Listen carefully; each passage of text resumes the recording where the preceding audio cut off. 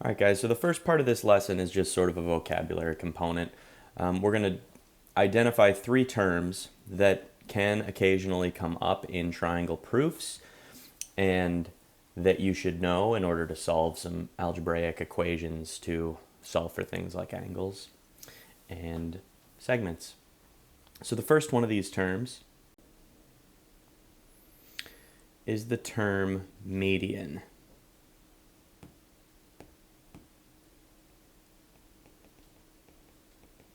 And here we're not talking about, when you line up a whole bunch of numbers and you pick the one that's in the middle. We're not talking about the data distribution version of a median that you're familiar with. We're talking about the median of a triangle. And what that is it's a segment from a vertex to a midpoint of the opposite side of the triangle. So let's draw a couple examples of what this would look like. Let's draw a triangle that's an acute scalene triangle. And if I were to draw a median, I could pick one of these vertices and I would have to connect that vertex to the midpoint of the opposite side. So it's obviously not a perfectly straight line, but when I draw that in, that's going to create two congruent segments there because I'm going from a vertex to the exact midpoint of the opposite side. Now that's not necessarily going to mean that this is a right angle or that anything about this length here, right? I could draw in another one on the same triangle that would go maybe from here to there, and that would create two congruent segments here and here. So these are all different medians that you could draw in on any triangle. All right, let's talk about something called an altitude. And an altitude also is going to connect the vertex of a triangle or a vertex of a triangle to the opposite side of the triangle, but this time it's going to create a 90-degree angle every time. So I'm going to go ahead and draw in a triangle here. I'm going to make it an obtuse triangle intentionally.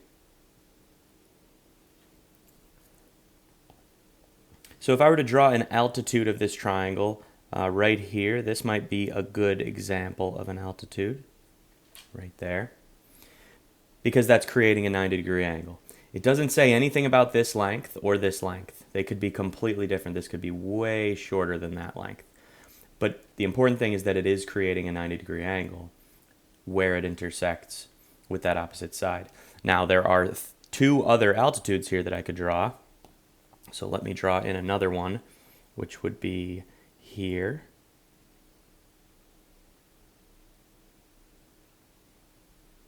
That would also be an altitude because if I were to extend this opposite side, it would create a 90-degree angle with that opposite side. So your altitude doesn't necessarily have to be inside the triangle. In the case of an obtuse triangle, you're going to see the altitude outside the triangle. It just has to go from a vertex and be perpendicular to the opposite side of the triangle, and then you'll have your altitude. All right, the final term that we want to discuss here is something called a perpendicular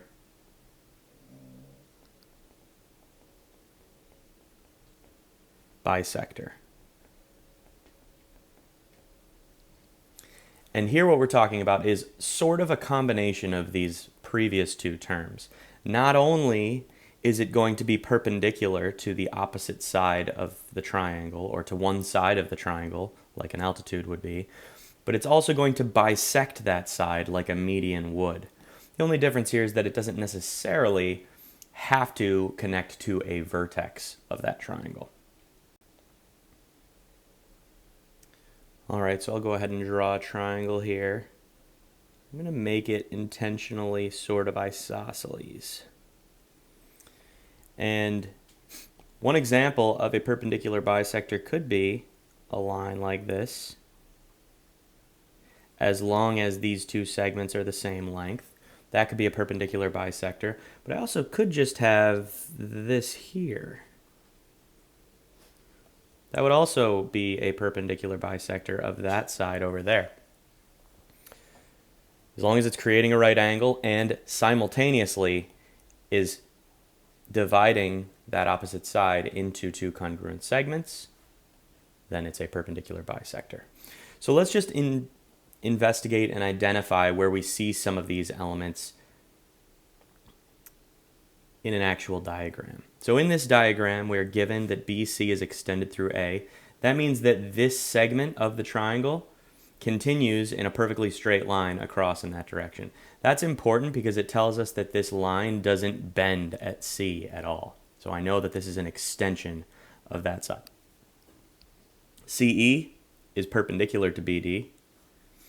AD is perpendicular to AB. And F is the midpoint of BC. So if F is the midpoint of BC, then I could mark this diagram up and say that those two segments are congruent. They might look like they're not congruent, and that's okay because the diagram does not have to be perfectly accurate. So don't just eyeball the diagram and say those look like they're the right lengths. All right, name a median of triangle BCD. Well, a median is a segment that goes from a vertex to the midpoint of the opposite side. And we know that F is a midpoint, so we know that our median has to end there.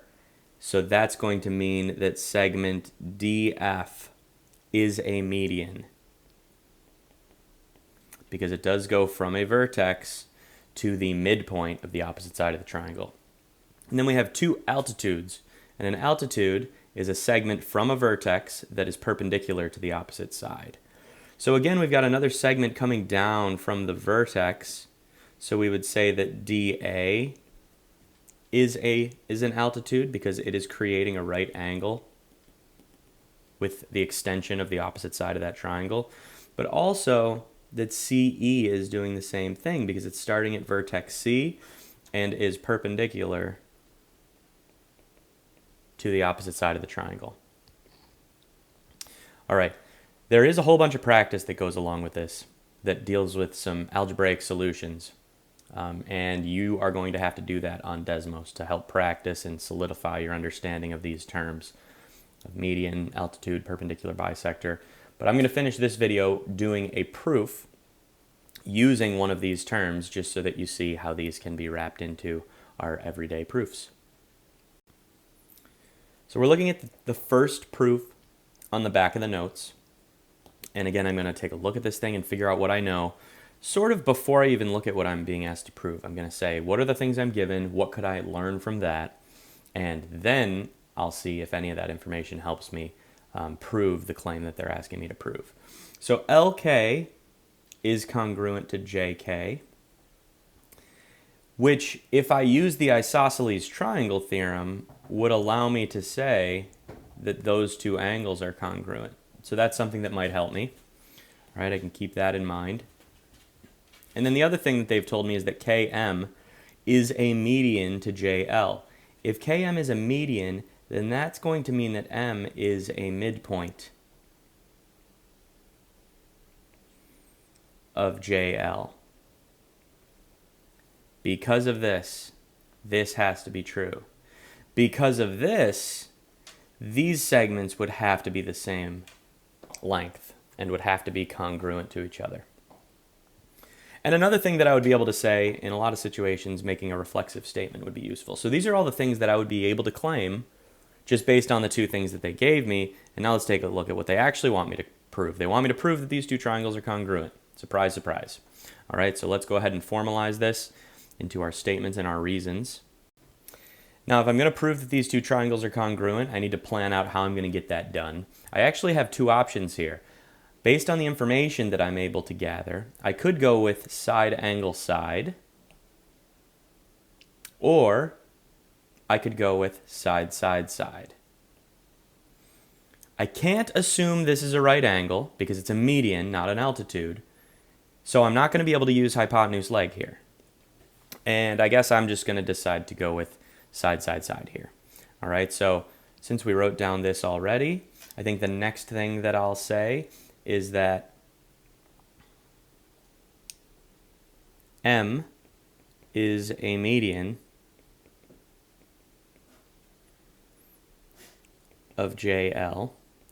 That needs to be said. And the reason that I know that that's true is that's the, sorry, not a median.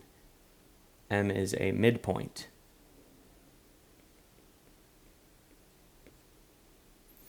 And that's the definition of a median. A median connects to the midpoint of the opposite side of the triangle. So if I know that KM is a median, then M has to be a midpoint. And there it is. Now, if M is a midpoint, then that means that LM has to be congruent to JM, because that's what a midpoint does.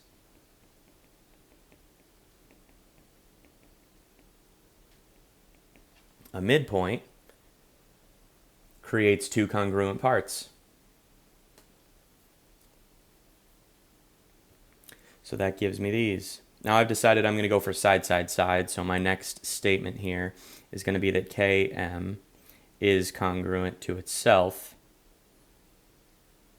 by the reflexive property